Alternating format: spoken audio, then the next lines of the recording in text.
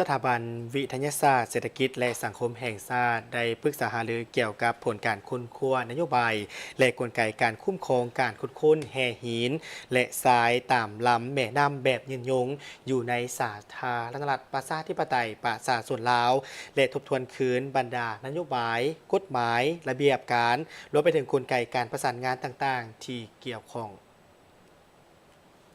ในตอนเช้าของวันที่23มิถุนายน2026ที่นครหลวงวิจารณ์ได้จัดกองประชุมปรึกษาหารือเกี่ยวกับผลการค้นคว้านโยบายและกลไกในการคุ้มครองการขุดค้นแห่หินและทรายตามลำแม่น้ำแบบยืนยงอยู่สปป.ลาวโดยการเป็นประธานของทานกองแก้วไซสงครามรองประธานสภาแห่งชาติ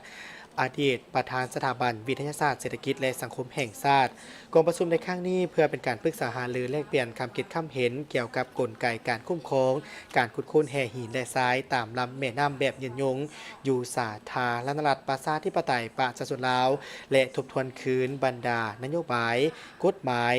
กฎระเบียบและกลไกการประสานงานต่างๆที่เกี่ยวข้อง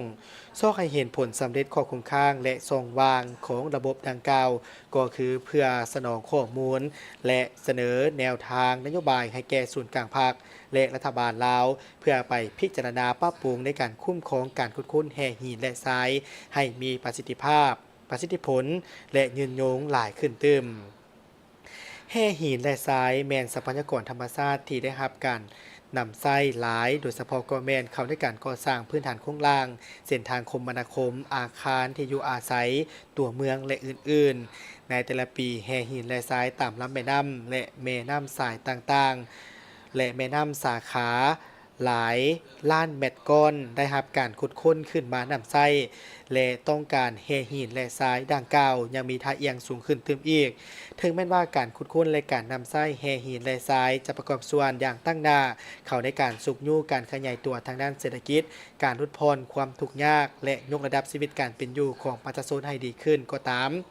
แต่การขุดค้นและการนำไส้แห่หินและทรายก็ยังติดพันกับความเสี่ยงทางสังคมและสิ่งแวดล้อมหลายประการโดยเฉพาะแม่นตาฟังเจือนส่งผลกระทบต่อคุณภาพของแม่น้ำที่อยู่อาศัยของสัตว์น้ำความหลากหลายทางด้านชีวนานาพันธุ์และวิถีชีวิตการดำรงชีวิตของประชาชนที่ติดพันกับทรัพยากรธรรมชาติดังกล่าว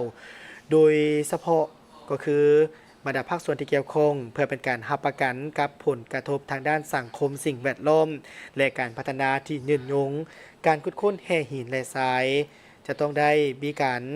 กวดกาคืนระบบการคุ้มครองที่มีประสิทธิภาพและมีประสิทธิผล